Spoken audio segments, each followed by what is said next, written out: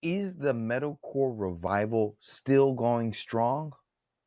Well, we're about to find out soon because there's some new music on the horizon. What's up, everyone? It's your boy Matt Diazbo coming at you with some new music reviews. If you're just now finding me, thank you for coming on by. I talk about music, metal, hardcore, that kind of stuff. If you are a returning person, thank you so much for coming back. You the best.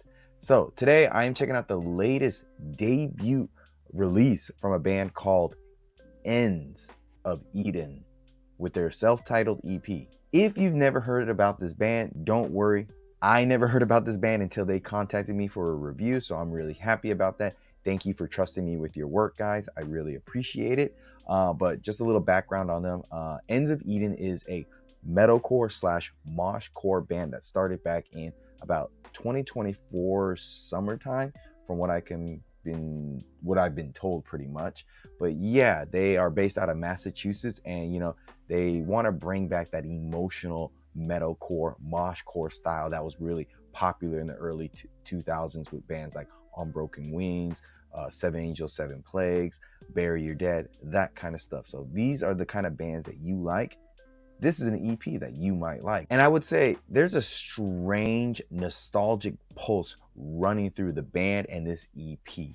It's the kind of a release that, is definitely resurrecting that old early 2000s metalcore style, while also, bringing their own current 2020s metalcore styles and impressions as well. The band is able to, establish a very uneasy and very deliberate feeling with the opening song, which she named The Night Sky. The guitars just slowly crawl in. They have a very slightly detuned feel to them, and they're teetering on like both, beauty and disarray with how they're being like presented here. It's definitely a sonic choice that feels very purposeful for what the band is trying to do here. Trying to build up that moment right before everything just collapses. And as soon as that collapse just happens, the whole band just lurches forward. The drums, the bass, and the guitars just all lock in as if they're just unearthing some giant monolith from the ground with their rhythmic playing. There's definitely that old school metalcore, moshcore style that they were looking for here,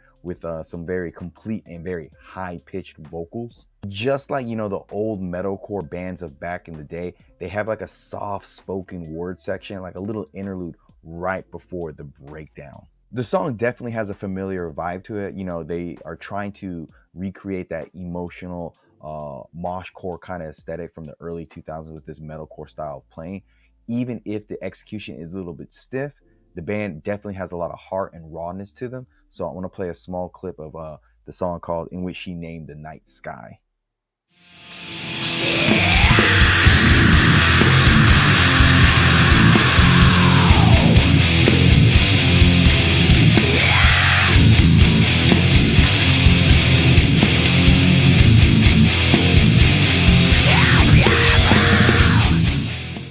They've got heart there. It's just a little bit stiff and a little bit rigid at times. That same unrefined energy seeps into the next track, Fantasia Fades. This time around, this is a song that, plays with tension between momentum and just drifting into the void. The riffs feel quite weighted, but they still have a bit of a rigid and stiff pattern to them. But then you got the drums here, and they are just using the cymbals like crazy, so it really helps the song come alive a bit. And weirdly enough, there's this fade out in the middle of the song that I thought was kind of accidental, or oh, we're transitioning to another song, but it's still part of the same song. And so when the band does return after that fade out, they come a little bit more deeper in their sound. There's a surge of heavy bass playing and some deep guttural vocals that just remind you that the band is quite heavy for being a new band, and they can sound really good when they hit their stride. Still, the washed out guitars that bookend this song kind of feel a bit like a unfinished thought, like they're just kind of going through it. And so those moments of atmosphere, they just don't feel as integrated on this song compared to the previous song. So I'll play Fantasia Fades for you so you get a sense of just how the band can play in a little bit of a different style.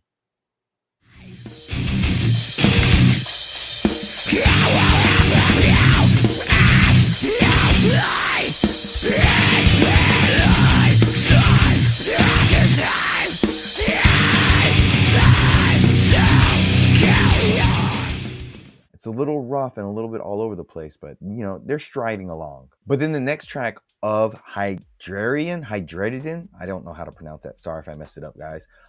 Everything here just kicks into a more sharper focus. The bass finally takes center stage on this track. It feels very thick and very tactical and quite alive. And it's driving the song very nicely with its very deep groove playing that kind of hints at, you know, a little bit of like nu metal style playing just like underneath everything. It's very subtle, but it's there. And I gotta say, there's a looseness to this track that, you know, compared to the other songs that were quite stiff, it feels very refreshing. Even when the band kind of drops into slower, more deliberate sections on this song, you can really get a sense of the band pushing against their own boundaries, trying to see like how far they can bend before, you know, the band breaks into like a different genre of music. It's one of the more grounding moments on this EP. So I'll play a small clip of this song so you get a sense of just how the band is trying to push further past their own limits.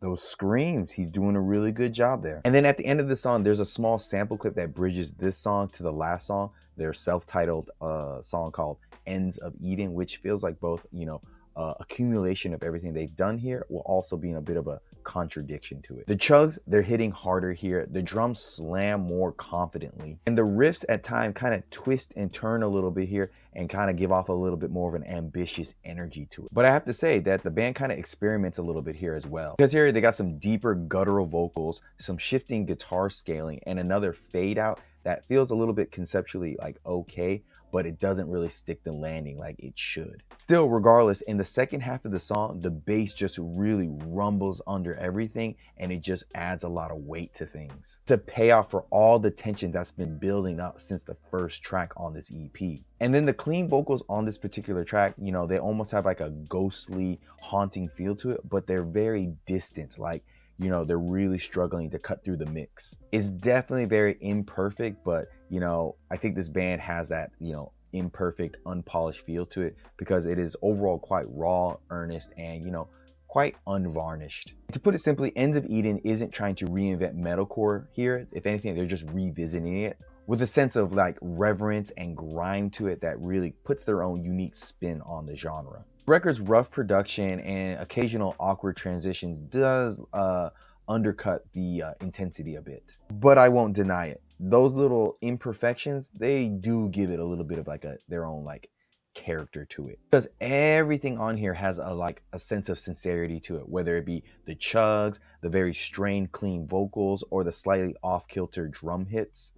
There's humans behind this. If anything, I would say this EP from Ends of Eden is about, you know, embracing the beautiful mess of heaviness that this band is trying to bring, showing you that, you know, chaos, nostalgia, and imperfections can really create something quite, you know, transcendent at times, even if it is a little rough around the edges and they're still kind of figuring things out. So overall, Ends of Eden, their self-titled EP, I would have to give it a good and decent 6.5 out of 10.